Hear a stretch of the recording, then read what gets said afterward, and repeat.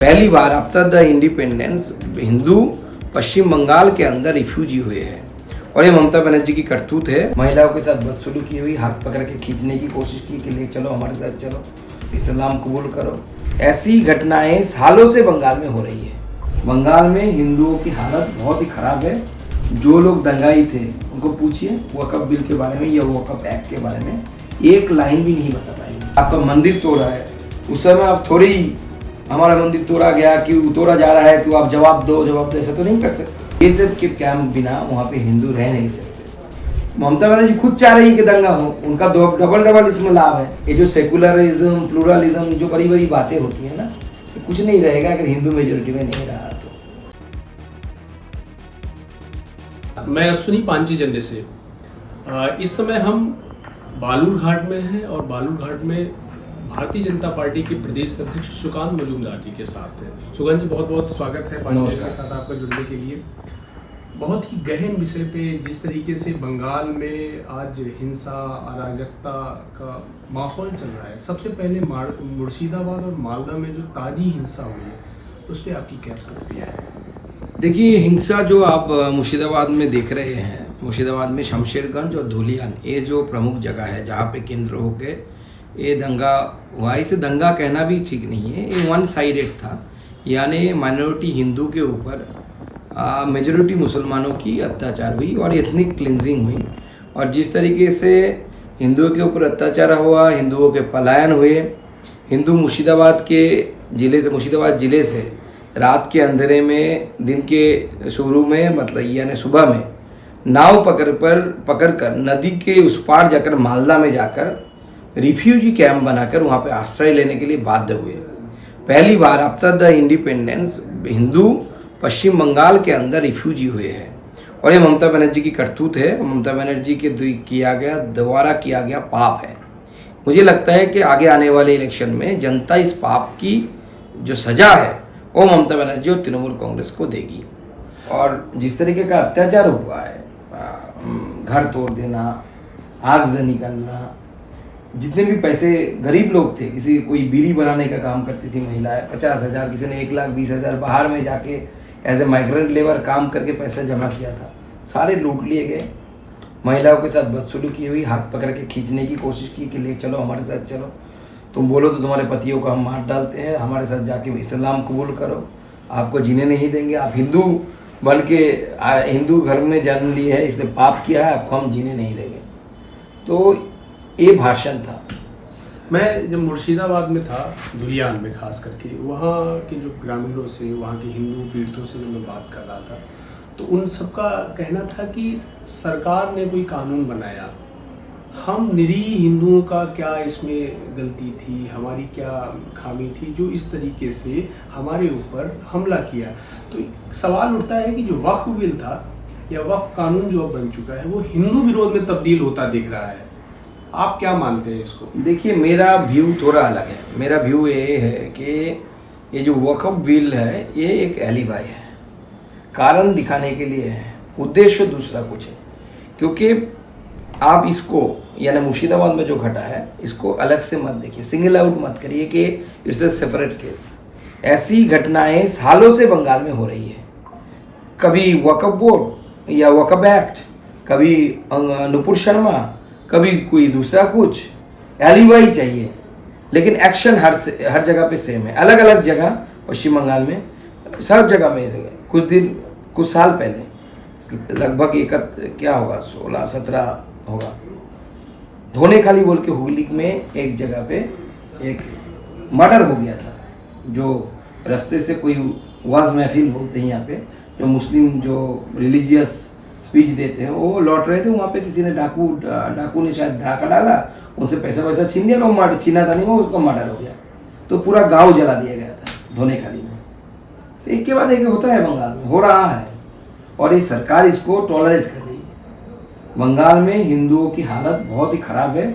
जब तक ये सरकार है तब तक हिंदू यहाँ पे सेकंड दर्जे का नागरिक है और बार बार ऐसी घटनाएं घट रही है। और मैं आपको हलफ के साथ बोलता हूँ, जो लोग दंगाई थे उनको पूछिए वक़्फ़ बिल के बारे में या वक़्फ़ एक्ट के बारे में एक लाइन भी नहीं बता पाएंगे, कुछ नहीं पता है उनको। पढ़ भी नहीं सकते, इंग्लिश पकड़ा दूंगा तो पढ़ भी नहीं सकते, बिल तो इंग्लिश में होता है, हिंदी तो ऐसे ही आती नहीं वहाँ के लोगों को, इंग्लिश पकड़ा तो बिल पढ़ के समझ ही नहीं सकता। तो ये उस्काया जा रहा है और सालों से ये चल रहा है, इसका निराकरण होना चाहिए। हिंदू समाज एकत्रित नहीं है बंगाल में, हिंदू समाज को और भी एकत्रित होना पड़ेगा, तो ये सब बंद। क्या निराकरण होना चाहिए? नहीं, निराकरण तभी होगा जब हिंदू समाज एक साथ मिलकर इसके खिलाफ आवाज़ उठाएगी, और डेमोक्रेटिक वे में होता है। हमेशा डेमोक्रेटिक वे में नहीं कर सकते आप। आपके घर में आके कोई आपकी बीवी के साथ बदसलूकी करने के लिए आ रहा है या आपका मंदिर तोड़ रहा है, उस समय आप थोड़ी हमारा मंदिर तोड़ा गया, क्यों तोड़ा जा रहा है, क्यों आप जवाब दो, ऐसा तो नहीं कर सकते। तो उस समय जो हमारे शास्त्रों में जो बोला गया है उसी का शक्ति का प्रयोग करना पड़ेगा। धुलियान में जब मैं कल था वहाँ के हिंदू तीर्थों से बात कर रहा था, उन सबका कहना था कि हम तभी बच सकते हैं जब तक यहाँ पे बीएसएफ कैंप नहीं है। अगर बीएसएफ कैंप आएगा उसके बाद ही हमारी यहाँ रक्षा हो सकती है। और कोर्ट इन कोर्ट में कह रहे थे कि ये बाप मतलब बीएसएफ, जब तक तुम्हारा बाप है तब तक तुम सुरक्षित हो, और जैसे ही यहाँ से जाओगे फिर से काटेंगे। इसको लेके क्या आपने गृह मंत्रालय को या अन्य जो एजेंसियां हैं, आपकी बात हो रही है क्या? देखिए, हम हिंदू कितना असुरक्षित है इन इलाकों में। हिंदू कितना असुरक्षित है एक माननीय गृह मंत्री जी जानते हैं, मैंने गवर्नर साहब को भी बताया। यहाँ तक कि पीड़ित जो परिवार थे उनमें से 8 लोगों को ले जाकर मैंने गवर्नर साहब से मिलवाया, डीजी पुलिस से मिलवाया। हर जगह में ये जो पीड़ित लोग थे, पीड़ित लोग एक ही बात बोलते रहे कि हमें बीएसएफ कैंप चाहिए, बीएसएफ के कैंप बिना वहाँ पे हिंदू रह नहीं सकते। This is the reality of the West Bengal and we have to understand that. और मुझे लगता है कि ममता बनर्जी के अलावा सारे हिंदुओं को ये समझ में आ रहा है। तो ये बीएसएफ कैंप कौन देगा? नहीं, बीएसएफ कैंप तो केंद्र का काम है, केंद्र का है, लेकिन आपको लैंड भी प्रोवाइड करना पड़ता है ना। अब बीएसएफ कैंप तो हवा पे नहीं बना सकते, लैंड का मालिक स्टेट गवर्नमेंट है। स्टेट गवर्नमेंट अगर लैंड नहीं देगा, जैसे बंगाल में हो रहा है, लगभग 450 किलोमीटर ओपन फेंसिंग है। तो जब ये बात सामने रखते हैं प्रशासन के सामने, शासन के सामने, राज्य के, तो उसका उत्तर क्या रहता है? नहीं, प्रशासन निश्चुप रहता है, कुछ उत्तर ही नहीं है। ममता बनर्जी खुद चाह रही है कि दंगा हो, उनका डबल इसमें लाभ है। लेकिन ममता बनर्जी तो ये कहती हैं कि बीजेपी चुनाव की राजनीति करती है, जब जब चुनाव आता है बीजेपी दंगा फसाद कराती है, बीएसएफ को भी वो घसीट लेती है। वो कहती है बीएसएफ और भाजपा मिल करके बंगाल में अराजकता की स्थिति उत्पन्न कर रही है। पंचायत चुनाव की बात करें, लोकसभा चुनाव की बात करें, विधानसभा चुनाव की बात करें, हर समय जब चुनाव आते हैं तो हिंसा अपने चरम पे होती है। देखिए, ममता बनर्जी, उनका आरोप कितना सही है? ममता बनर्जी झूठ बोलने में माहिर है। आज उनके पुलिस ने बोल दिया कि वो झूठ बोल रही है। कैसे?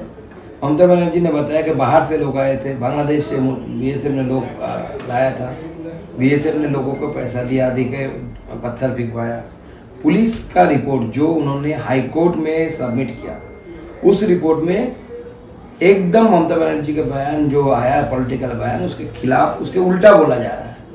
पुलिस ने स्पष्ट रूप से कोर्ट के सामने जाके हलफनामा दिया कि जो भी गुंस थे, अटैकर्स थे, दे आर लोकल, वो सारे लोकल थे, और इन लोकलों ने ही ये सारा बात किया। यानी ममता बनर्जी की पुलिस खुद बोल रही है कि ममता बनर्जी झूठी है, क्योंकि अगर ममता बनर्जी के अंदर ही तो पुलिस काम करती है ना, वही होम मिनिस्टर है हमारे स्टेट का, तो उस हिसाब से उनकी पुलिस अगर अलग बयान दे रहा है कोर्ट में, ममता बनर्जी जो बयान दी थी उसके खिलाफ, उसके उल्टा, तो ये तो स्पष्ट रूप से पुलिस का ये मानना है कि पुलिस के जो बयान आए हैं वो बयान बोल रहा है कि ममता बनर्जी झूठी है।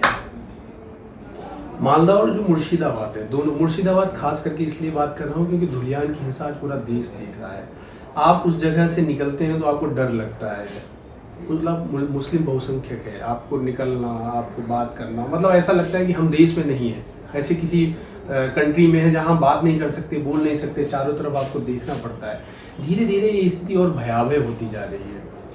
मुर्शिदाबाद को कहें कि आज मुगलिस्तान धीरे धीरे बन रहा है, या ये कहें कि पूरा मुस्लिम मेजोरिटी वहाँ पे हावी होती जा रही है, हिंदू पलायन कर रहे हैं। कब तक ऐसा चलेगा कि हिंदू अपनी जगह छोड़ते रहें? क्योंकि हिंदू जहाँ से हटा वो देश एक तरीके से कटा यहाँ से। किस पे लेके भारतीय जनता पार्टी की क्या रणनीति, क्या करने वाली है भाजपा? देखिए, भारतीय जनता पार्टी इसके लिए तो आगे आने वाले समय में, हम सरकार में यहाँ पे है नहीं, हमें सरकार में आने दीजिए, उसके बाद इसका क्या ट्रीटमेंट है हमको पता है, क्या ट्रीटमेंट करना पड़ता है। क्या ट्रीटमेंट करना होता है? वो तो समय आएगा तब बताएंगे ना। यहाँ तो योगी जी की, मैं जब कल मालदा में या मुर्शिदाबाद में लोगों से बात करा तो वो कह रहे थे कि मुझे तो योगी जी चाहिए, यहाँ योगी जी जैसा मॉडल काम नहीं, हमारे पास सारे ट्रीटमेंट है। अगर होम्योपैथी चाहिए तो हम होम्योपैथी देंगे। तो योगी जी का मॉडल पसंद है आपको? नहीं, सबको पसंद है, पूरे देश को पसंद है, किसको पसंद नहीं।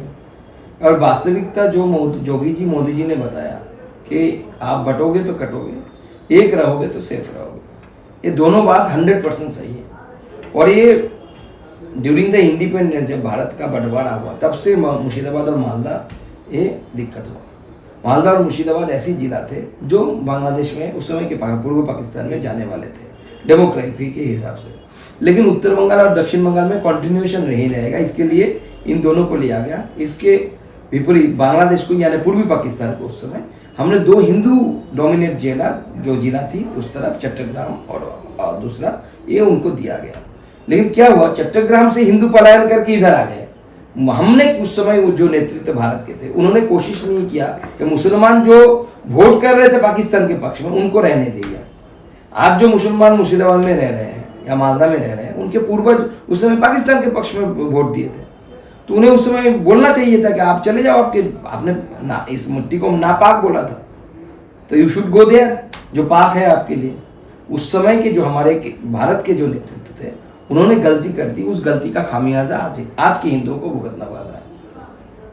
एक चीज़ मैं चाहूँगा कि आप हमारे दर्शकों को और पाठकों को ये बताएं, क्योंकि जो दिल्ली में बैठे हैं या देश के अन्य भागों में बैठे हैं वो बंगाल की स्थिति को बखूबी नहीं जानते। उनको लगता है कि ये राजनीतिक हथकंडा है, षड्यंत्र है, प्रोपेगेंडा है, भाजपा उसमें कुछ मिर्च मसाला डाल देती है और ये सब घटनाएं होती। तो जो सच्चाई है वो जो देखता है तब पता चलती कि आखिर हिंदुओं की दशा क्या है। जो बॉर्डर के इलाके हैं या बंगाल की वो इलाके जो डेमोग्राफिक रूप से या जनसांख्यिकी रूप से पूरा बदल गए हैं, हम जानना चाहते हैं आपके माध्यम से कि आप बताएं कि ऐसे कौन कौन से ज़िले हैं, ऐसे कौन कौन से इलाके हैं जो लव जिहाद, लैंड जिहाद, अवैध तस्करी, सोना तस्करी, महिलाओं की तस्करी या गो तस्करी, ऐसे तमाम जो चीज़ें जो अवैध हैं पूरी तरीके से, वो किन किन इलाकों में बहुतायत हो रही हैं? देखिए, जो जितने भी ज़िले हैं, बॉर्डरिंग डिस्ट्रिक्ट है जिसमें डेमोग्राफी चेंज हो गया, जैसे मुर्शिदाबाद, आपका मालदा, उसके बाद उत्तर दिनाजपुर, ये लंबा एक इलाका है। आप साउथ में चले आए, नदिया में एक पोर्शन, नॉर्थ नदिया जिसे बोला जाता है, नॉर्थ नदिया का डेमोग्राफी बहुत खराब हो गया, ठीक है, यानी मुस्लिम ज़्यादा हो गए। और इधर आपका अगर साउथ में आ जाएंगे, साउथ 24 परगना और उत्तर 24 परगना का कुछ हिस्सा, पूरी तरीके से डेमोग्राफी चेंज हो गया। डेमोग्राफी कुछ बायोलॉजिकली चेंज हुआ है और कुछ आपका बांग्लादेशी इन्फिल्ट्रेशन के कारण भी हुआ है। तो इसके लिए बंगाल की जो स्थिति अभी दिख रही है, मुझे लगता है आगे आने वाले समय में एनआरसी की ज़रूरत बंगाल को बचाने के लिए चाहिए। बिना एनआरसी के बंगाल नहीं बच सकता।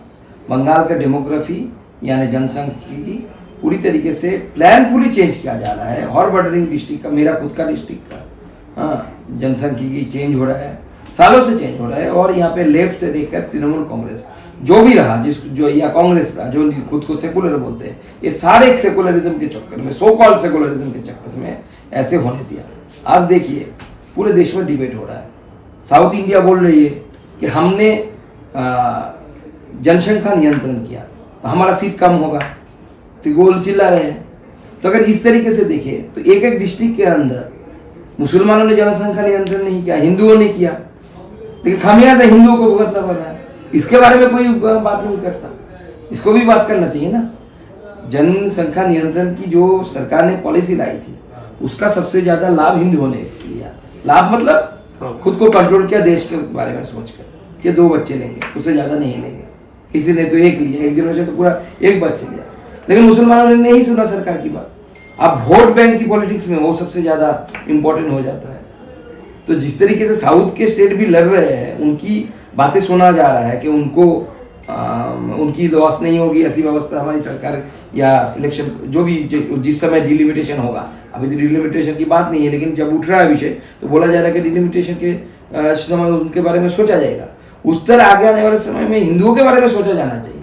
हिंदुओं ने अगर जनसंख्या नियंत्रण की देश की खातिर, क्या हिंदुओं ने क्या गलती की क्या सरकार की बात सुनकर? मुझे तो लगता है आगे आने वाले में हिंदुओं की वोट की पावर भी बढ़ाना चाहिए, नहीं तो देश नहीं बचेगा। तो एक सवाल जब आपने बताया कि हिंदुओं की वोट की पावर बढ़ाना चाहिए, तो बहुत सारे लोगों से जब आप बात करते हैं एनआरसी पे, सीए पे या अभी वक्फ कानून पे, तो उनका एक और मांग रहती है कि जो 2 बच्चों के अलावा जो 5-5, 6-6, 8-8 बच्चे जन्म देते हैं, ऐसे लोगों के वोटर अधिकार खत्म करने चाहिए, सरकारी योजनाओं में कुपात्र उनको बनाना चाहिए। जब आप ये बात कहते हैं कि हिंदुओं के वोटर का वजन बढ़ाना चाहिए या उनका जो चीज़ है उनको थोड़ा सा बढ़ाना चाहिए, तो इस बात से कितना सहमत हैं आप? देखिए, वो तो समय आने पर सरकार सोचेगी।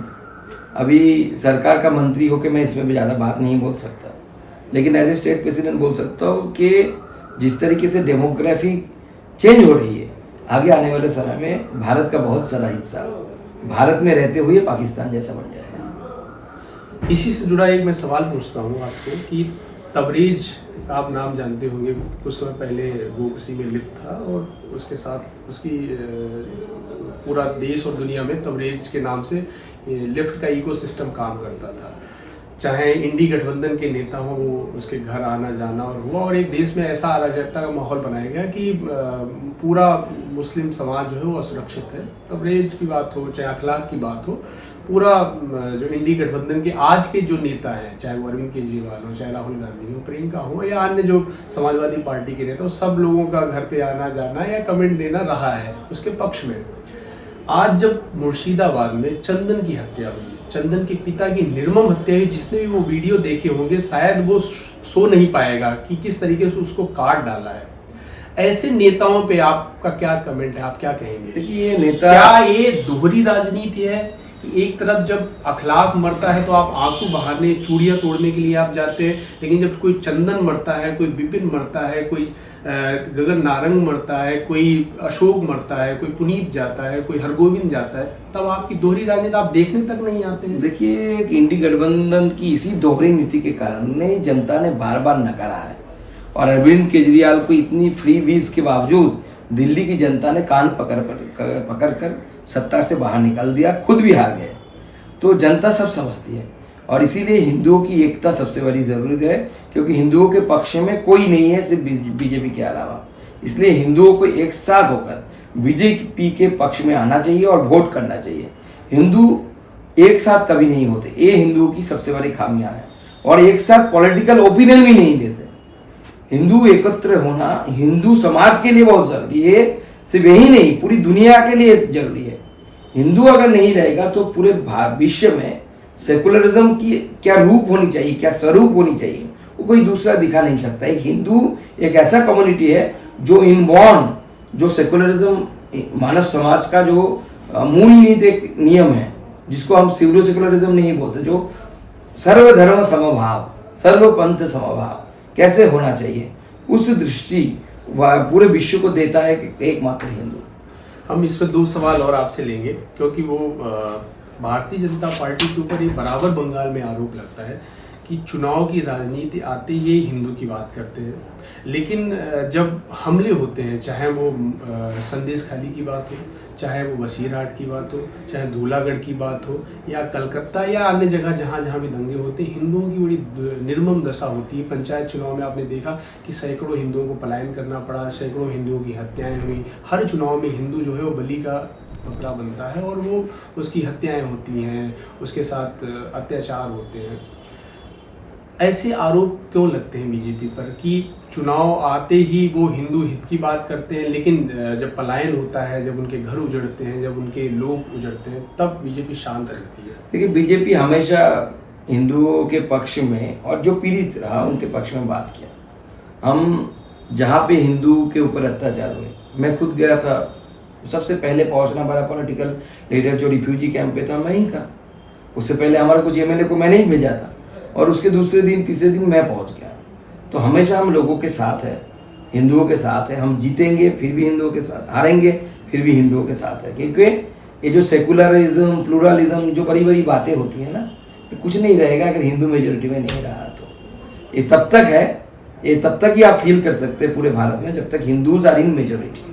हिंदूज अगर मेजोरिटी नहीं है, कोई ऐसा देश ही दिखा नहीं सकते हो जो मुस्लिम मेजोरिटी हो या सेकुलरिज्म में बात करते हो। कम्युनिज्म चलता है वहाँ पर, नहीं चलता, सारा यहाँ पे ही चलता है। और ये जो आपने बताया कि 2 मुही आचरण, डबल स्टैंडर्ड जिसे बोलते हैं, तो आप देखिए, सोचिए, पैलेस्टाइन में क्या हो रहा है वो सीपीएम को दिखाई दिया। सीपीएम ने अपनी जो नेशनल कॉन्फ्रेंस या जो भी होता है उनका, उनमें उन्होंने पैलेस्टाइन वाला मूल्य वाला पर ये लिया, गमछा लेके फोटो खिंचवाए। कितना किलोमीटर है पैलेस्टाइन यहाँ से? बहुत सारे किलोमीटर, 1000 किलोमीटर के ऊपर वो दूर है। बांग्लादेश 100 किलोमीटर है, दिखता नहीं है उनको। यहाँ से बांग्लादेश 30 किलोमीटर भी नहीं है, लेकिन दिखता नहीं बांग्लादेश। ये जो डबल स्टैंडर्ड है, ये जो चश्मा पहन के रखा है इन्होंने सेकुलरिज्म का, ये चश्मा उतारना पड़ेगा। और बीजेपी ही उतारती है ये चश्मा, बाकी कोई नहीं उतारता। राहुल गांधी छोटी छोटी घटनाओं पर भाजपा शासित स्टेट में तो पहुंच जाते हैं, लेकिन बंगाल में चंदन की निर्मम हत्या हुई। वो चश्मा पहन के है ना। चंदन की मौत उनको देखती नहीं, क्योंकि सेकुलर मौत है। मुसलमान जब मारेगा तो सेकुलर मौत होती है, और मुसलमान जब मरेगा किसी कारण से वो सांप्रदायिक मौत हो जाती है। यानी मुसलमान का मौत, हिंदुओं की मौत नहीं है, मर्डर नहीं है। मैं एक लाइन में ये समझना चाहूँगा कि पश्चिम बंगाल आज किस दिशा में है, या ये कहें कि पश्चिम बंगाल आज किस स्थिति में खड़ा हुआ है? पश्चिम बंगाल इस वक्त बहुत ही इम्पोर्टेंट, जिसे बोलते हैं ना, एक मोड़ में खड़ी हुई है, जिसके द्वारा पूरे पश्चिम बंगाल का भविष्य आगे आने वाले 50 साल में क्या होगा तय होगा। आज पश्चिम बंगाल के लोग अगले इलेक्शन में जो डिसीजन लेंगे उसके ऊपर निर्भर करेगा कि पश्चिम बंगाल में हिंदू रहेंगे या 50 साल बाद पश्चिम बंगाल के बाहर ही हिंदू रहेंगे। बाकी पश्चिम बंगाल में हिंदू 1-2 म्यूजियम में जैसे दिखाने के लिए रहते सैंपल, ऐसे सैंपल रह जाएंगे। तो निश्चित रूप से सुकांत जी ने हमारे साथ जुड़ करके बताया कि जो पश्चिम बंगाल की जो स्थिति है वो आने वाले समय में 50 वर्ष का भविष्य तय करेगी, और नहीं तो हिंदू म्यूजियम में दिखने लायक बचेगा अगर वो अपने को नहीं समझ पाता है, अपनी ताकत को नहीं समझ पाता है। सुकांत जी बहुत बहुत धन्यवाद हमारे साथ जुड़ने। नमस्कार। नमस्कार।